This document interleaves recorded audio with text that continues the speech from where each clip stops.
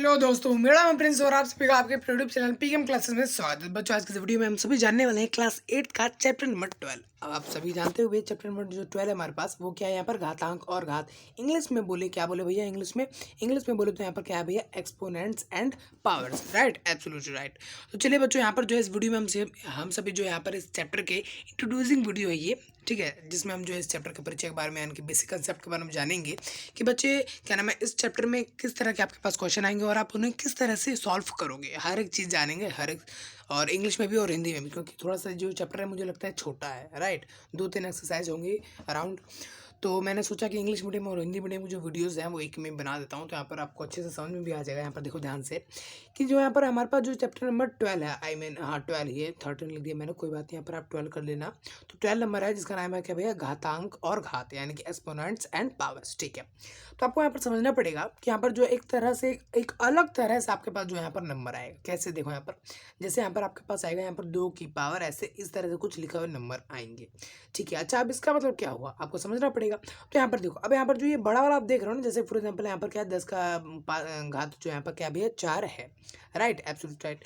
तो यहाँ पर जो है यहाँ पर आप 10 देख रहे हो, 10 है ना, 10 देख रहे हो, जो कि नीचे उसको हम क्या कहेंगे यहाँ पर आधार यानी कि बेस कहेंगे, और ऊपर जो यहाँ पर आप छोटा सा देख रहे हो उसको हम कहेंगे यहाँ पर घातांक। इट मीन्स की एक्सपोनेंट। अच्छा, अब इसको पढ़ेंगे कैसे, अब इसको पढ़ेंगे बच्चे ऐसे कि यहाँ पर जो है 10 की घात 4 है, इस तरह से हम इसको जो है बोलेंगे, इसको दर्शाएंगे। ठीक है, अगर इंग्लिश में बोले तो हम इंग्लिश में कैसे बोलेंगे, 10 की पावर कितनी यहाँ पर 4 है। राइट, इस तरह से आप जो यहाँ पर बोल सकते हो। चलिए ठीक है, अब इसका मतलब क्या होता है, देखो यहाँ पर 10 का घात 4 है, इट मीन्स कि बच्चे 10 को हम जो है 4 से गुणा कर रहे हैं, है ना। ऐसा तो नहीं है, नहीं बिल्कुल नहीं, ऐसा नहीं है। तो फिर कैसा है, देखो यहाँ पर 10 को है 10 ही बार, 10 को 10 से 4 बार गुणा करना है। राइट, 1 बार, 2 बार, 3 बार और ये 4 बार। चलिए ठीक है, 1 बार, 2 बार, 3 बार, 4 बार, यानी कि 10 को हमने 10 से ही गुणा किया, कितनी बार भैया, 4 बार। इसको यहाँ पर ये चीज़ बताता है। ठीक है, समझ में आ गया, कोई क्लियर, कोई डाउट नहीं है। चलिए आगे बढ़ते हैं।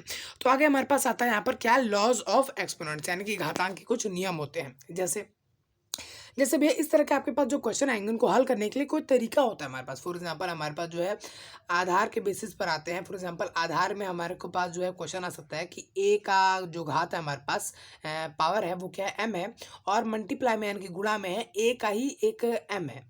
समझ पा रहे हो, ए का एक मान के चलो एम है और ये एक एन कर लेना। ठीक है, तो एक एम है और एक एन है। चलिए ठीक है, अब इन दोनों को हम आपस में कैसे गुणा करेंगे, तो भैया सुनो एक बार ध्यान से। हम आपको क्या करेंगे भैया, इसको तो एक नंबर में बुलाएंगे। फॉर एग्जांपल आपको पता है भैया यहाँ पर 10 का घात जो है 4 है, इसका मतलब ये क्या भैया, यहाँ पर लगभग 4 जीरो आएगा। राइट, तो यहाँ पर क्या हो जाएगा, इकाई दहाई सैकड़ा हज़ार 10,000।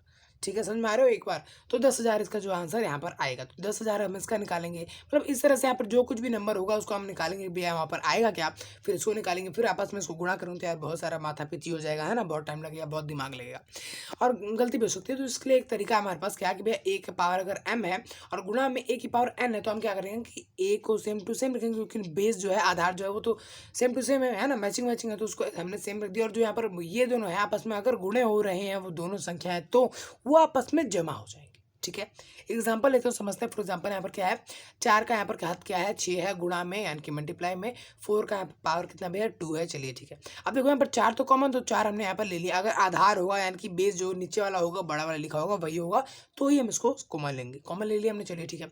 और 6 को और 2 को हमने क्या किया, यहाँ पर जमा किया, तो यहाँ पर क्या हो गया भैया, 8 हो गया। तो इस तरह से बच्चे यहाँ पर आपका जो आंसर निकल गया। एक चीज़ और आपको ध्यान रखनी पड़ेगी कि आपको जो बच्चा आंसर आता है वो आप ऐसे भी छोड़ सकते हो और आप उसको ऐसे सॉल्व करके भी छोड़ सकते हो, लेकिन पेपर में जो है ऐसे करने में, इसको सॉल्व करने में थोड़ा सा मतलब टाइम लगेगा और आपकी हो सकती है गलती भी हो जाए, तो आप ऐसे ही छोड़ देना तो बहुत अच्छी बात होगी। ठीक है, अच्छा एक और चीज़ आपके पास यहाँ पर है, घात के आधार पर अगर मान लो यहाँ पर तो हमारे पास वो ऊपर वाले में क्या था, गुणा हो रहा था, है ना, इन दोनों में ये क्या थे, गुणा हो रहे थे। लेकिन अगर इनके बीच अगर भाग में हो जाए, बाकी सब सेम है। देखो ए की पावर एम है और ए की पावर एन है, लेकिन ये दोनों आपस में अगर भाग है, डिवाइडेड है, तो हम क्या कर देंगे, वो तो सेम रहेगा ए का एक, लेकिन एम माइनस में एन हो जाएगा। राइट, एम माइनस में एन हो जाएगा। Right, absolute right. तो यहाँ पर एक बार देखो ध्यान से, फॉर एग्जाम्पल हम ले लेते हैं यहाँ पर 4 का जो यहाँ पर घात है 6 है, भागे में 4 का घात 2 है। ठीक है, यानी कि 4 तो सेम, ठीक है, और 6 में से हम घटा देंगे इसको 2 को, तो यहाँ पर कितना है भैया, 4 आ आ जाएगा सेम टू सेम। तो ये जो हो जाएगा बच्चे, इस तरह से आपका जो यहाँ पर आंसर हो जाएगा। ठीक है, चलिए ठीक है।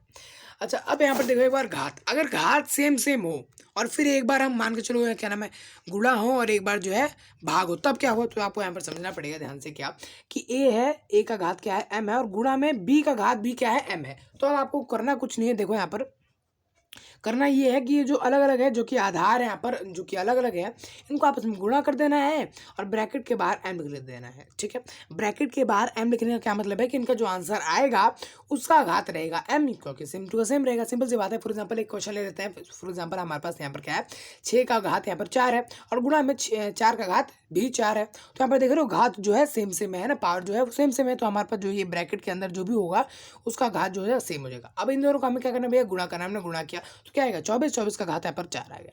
ठीक है, तो इस तरह से आपका जो यहाँ पर ये सॉल्व होगा। अच्छा, अगर मान के चलो भागा हुआ, मतलब भाग में हुआ, तो क्या करेंगे, तो भाग में हुआ तो हमें भी जो है यहाँ पर जो नीचे आधार बेस आ रहे हैं उनको यहाँ पर भाग कर देना। फॉर एग्जांपल अगला नियम जो है हमारे पास वो क्या है, ए का अगर हमारे पास जो है घात है m, भागे में b का घात भी m है, तो दोनों का सेम सेम है।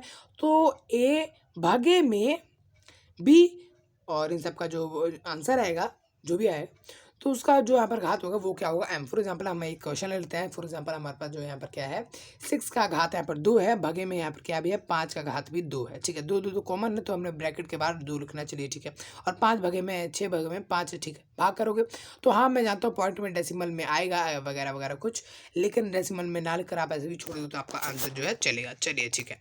अच्छा, आगे बढ़ते बच्चों, तो आगे हमारे पास जो एक अलग चीज़ है जो कि हमें आपको जानना बहुत जरूरी है, जिसे हम क्या कहते हैं भैया घात की घात, यानी कि पावर की पावर। आप समझ रहे हो ना। फॉर एग्जांपल हमारे पास क्या है, ए की पावर हमें m दे रखा है। चलिए ठीक है, और हमें क्या दिया हुआ है, क्या दिया हुआ है बच्चे, हमें ये दिया हुआ है कि इन सब की पावर m है, n मतलब n है। ठीक है, तो हम क्या करेंगे, देखो यहाँ पर ध्यान से। फॉर एग्जांपल मैंने यही लिख रखा है, तो यहाँ पर हम क्या कर देंगे, इस कंडीशन में, इस परिस्थिति में अगर ऐसा क्वेश्चन आपके पास आता है तो आप m और n की जो भी है वहाँ पर उसको आपस में गुणा कर देना। फॉर एग्जांपल हमारे पास जो है 6 का घात यहाँ पर क्या है 4 है और इन सबका घात जो है 2 है, तो 4 और 2 का हम आपस में गुणा करते हैं, यहाँ पर कितने भैया 8 आएगा। तो 6 की पावर 8 ही जो है जो हो जाएगा आपका उत्तर, आंसर आ जाएगा।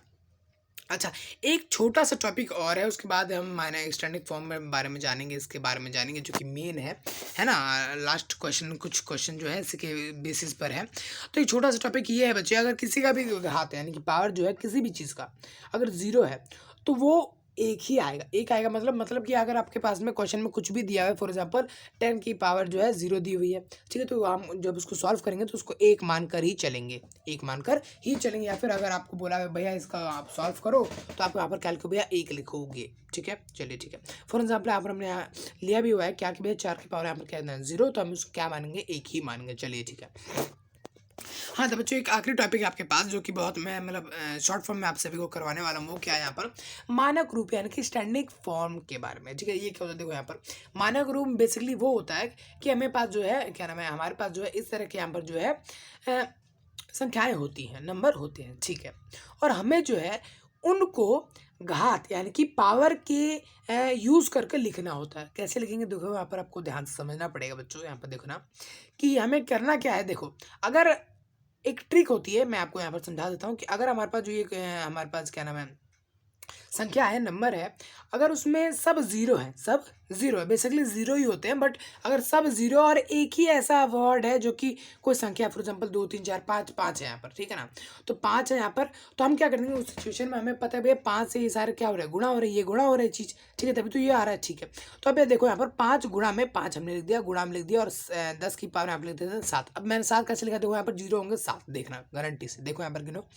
कि 1 2 3 4 5 6 7, 7 लिख दिया, हमने लिख दिया 7, यानी कि 10 को हम जो है 10 से गुणा करेंगे कितनी बार, 7 बार। ठीक है, तो यही आएगा, आपका करके देख लेना।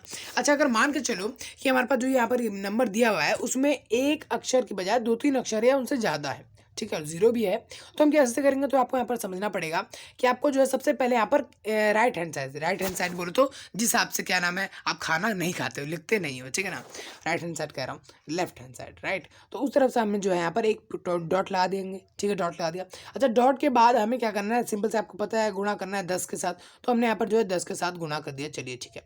अच्छा, अब यहाँ पर देखो ध्यान से कि हमें जो है यहाँ पर सारे अंकों को गिन लेना है। फॉर एग्जाम्पल 1 2 3 4 5 6 7 8 9 10 10 हमने गिन गया तो आपका जो आंसर होगा ये कुछ इस तरह से होगा कि 3.16 गुणा में 10 की पावर 10। अब देखो यहाँ पर ध्यान से, पहले हमने जो 0 गिने थे, अब तो हम गिनती भी गिने, क्यों? क्योंकि हमने जो यहाँ पर डेसिमल लगाया हुआ है। एक बार दो बार आप इसको ध्यान से समझोगे बच्चों तो आपको यहाँ पर समझ में आ जाएगा, कोई ज़्यादा रॉकेट साइंस है नहीं, ठीक है ना। और क्या नाम है, अगर आप इस क्या नाम है चैप्टर के नोट्स चाहते हो तो नीचे डिस्क्रिप्शन में आपको मिल जाएगा। अच्छा, डिस्क्रिप्शन कैसे खोलोगे? देखो बच्चों, इस वीडियो का जो टाइटल है उस पर क्लिक करोगे तो आपका नीचे डिस्क्रिप्शन खुल के आ जाएगा और आप वहाँ पर जो है वीडियो को देख सकते हो। तो बस दोस्तों, फिलहाल इस वीडियो में इतना ही, मिलता है अगली वीडियो में, तब तक के लिए जय हिंद।